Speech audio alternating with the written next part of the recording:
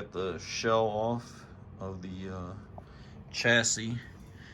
You can see there's some 9-volt battery in there. It's like to keep power to the board, I guess, during the intermittent power when you're cycling through on the transformer. Cab, would be like the cab lights and stuff. It's got 2 motors, 2 cam motors.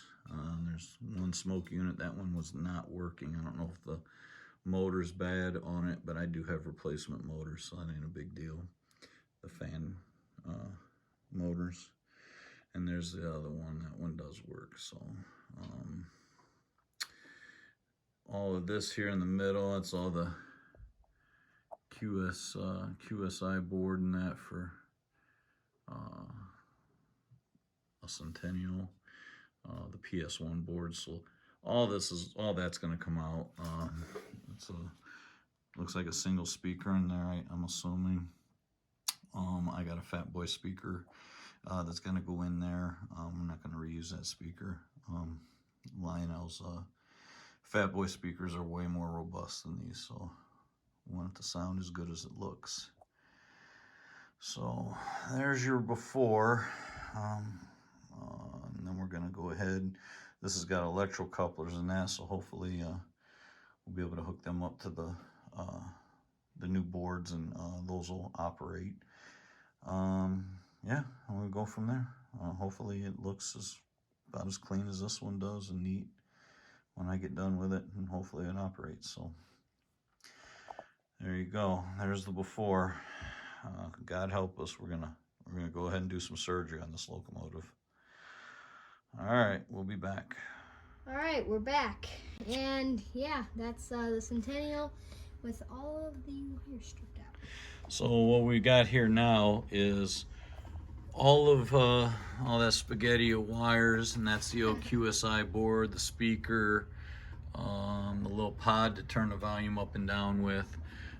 There's the fuel tank over there, and what we have left are the smoke unit in the rear, which I now have operating, smoke unit in the front, which is operating. And both of those are toggled to a switch. Yep, and right here, this brown and black wire that goes to the front electro coupler. The brown and black here goes to the back, the rear electro coupler. We just put it back on the track just to make sure. Well, now our furnace kicked on. Anyway, that our smoke units worked and everything was good. So they're working perfectly. Pretty much now it's just a bare frame. We got some wiring here. The yellow and white wires here, these go to the 2 motors, and they have a couple plugs on them there. Those are going to obviously come off. They'll go into the new board. I'm thinking right here is where we're going to mount the new board.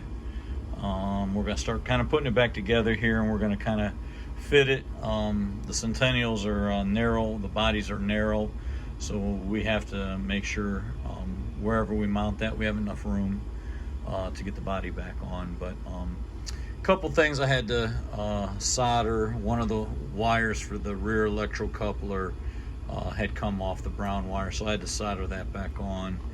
And up front here right now, our cab lights work. They come on with the power. They come off of a harness that's on this board here for the smoke unit. So I'm going to leave that one on, I think. Still in the deciding here if I'm going to use this. It's this little board right here. So I'm not sure yet. Maybe the next time I start filming, that may be gone. We'll see. But right now it's staying on there. That's for the lights. I may eliminate it. We'll see. But other than that, I think we're to the point. Other than this little bracket here, I got to take off. That's where we're gonna be mounting the new board in that area. So yep, I just wanted to do a quick update, kind of show you all the spaghetti and stuff we took out of here, and what we're left with. And the next video here, or the next segment, we're gonna go ahead and start putting this thing back together. So, yep. all right, let's do it. See you when it's done. All right, let's do it. All Alright, we're back. So what we have here now is a MTH Centennial that is now converted over to Lionel TMCC using the Electric Railroad Company's Cruise Commander board, which is right there, and then the Lionel receiver and the Railsounds 5 board is also on there. Was able to mount that right. It's a tight fit in this shell. I don't know if anyone's ever done this conversion on this particular locomotive, but it has its hoops you have to jump through. Like, it's got a lot of hurdles. It's a massive locomotive. The Centennials are massive as far as their length goes, but they're very, very narrow. The body is, there's not a lot of room to work with, and it looks like on the frame, when I first did it, I had mounted back here. This is where I originally had the boards mounted. Well, that doesn't work because right there's a strap on the shell, on the inside shell, like a brace.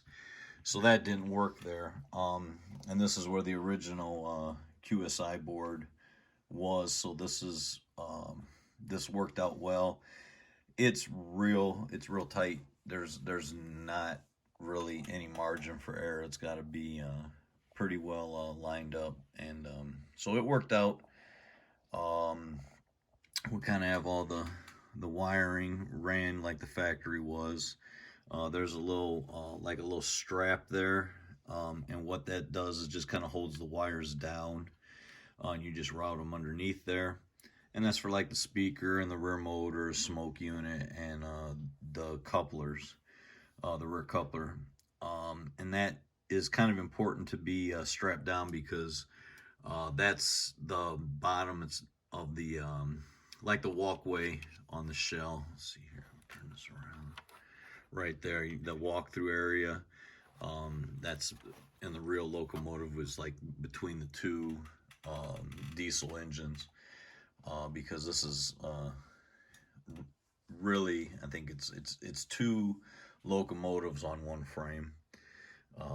So that's why they're so massive.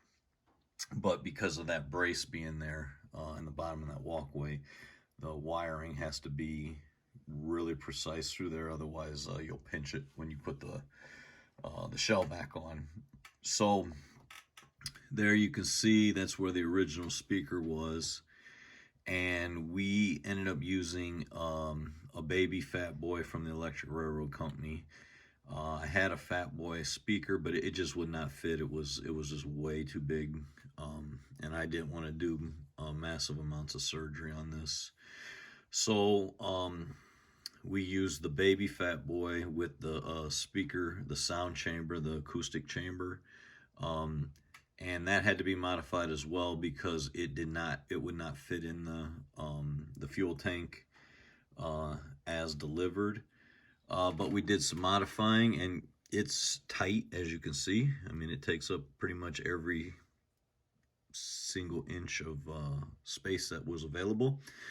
But it sounds amazing. The bass and when you hear it, when we get it on the layout, and Caleb runs it for you guys, it sounds amazing. It's one of the better sounding locomotives we have. Especially diesel-wise, I think it by far is the best one we have. So, yep. Really happy with that, how that came out. You have your rear smoke unit, which originally was not running, but it's running now. It was no big deal. We put new batting in the, while this was all apart, we put new batting in the smoke unit. Somebody had recently looked like replaced the batting. It was all, it looked really, really like fresh and new. It wasn't burnt or anything. But whatever smoke fluid they were using, it smelled horrible. It was not. We use like the JTs and the Lionel Premium with the nice smelling scents. like vanilla and hot chocolate, which is our favorite. So we went ahead and just changed the batting out and really soaked it with, I think we used vanilla this time, but either way, that's all new. Here on both smoke units, you'll see this electrical tape. These were like spring contacts, and in the original shell, that's how they transferred the power to the all the lights, the headlights and number boards and what have you. So the power in that to that part of the boards they're not feeding power there, but I just went ahead and taped over them anyway just to cover them up. I didn't want any issues or anything, so that's why you see the tape on there. That's all. The couplers, I had to resolder one of the wires to the rear coupler there, and then I put plugs on the end because they didn't have plugs. The way they went into the other board, I think, or maybe they did have, I don't remember, but anyway, I put plugs in. I think I shortened them or lengthened them, whatever I had to do. Now I'm doing this in retrospect, but we plugged them in to the board here, and they operate perfectly now. Instead of proto couplers, I guess you can call them electro couplers. But yeah, other than that, smoke units work, couplers work. The head or the cab lights are on all the time with track power. I didn't change it. I was kind of toying around with things, but I was like, you know what? I'm just leaving them alone.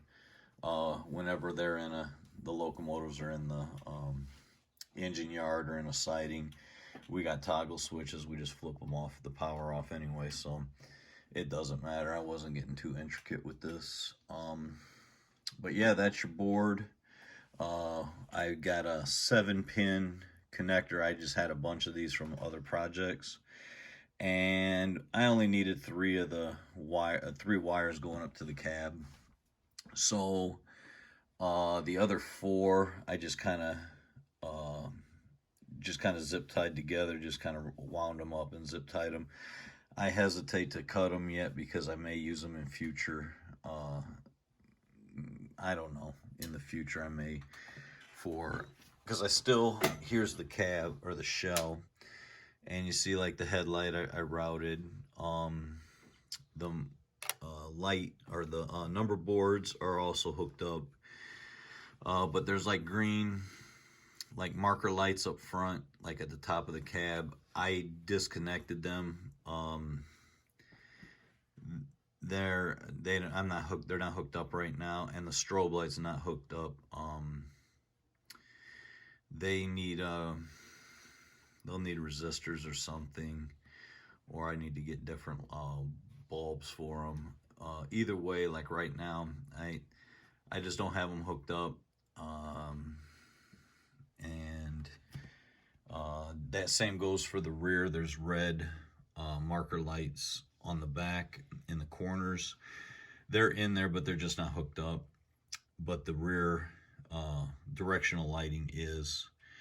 So for now, that's how I'm running. We're gonna run it. I don't know what I'm gonna do yet with the marker lights. I haven't come up with an ironclad idea yet on those, but as you can see, there's the wiring, and we just run it around where the smokestack is. And our furnace is kicking on, and I just hot glued them in so they stay in place, and then they're just routed along the top of the cab there. And then here is our other end of our plug, and also in there you see the wiring is just zip tied. That's the extra 4. For now, I may use them for like the marker lights or the strobe light or whatever, so that's why they're in there for now. The rest of it is just in there again, routed so around that smoke unit, so we don't have any issues when putting the cab or taking the cab or a shell off. So that pretty much is it for the shell.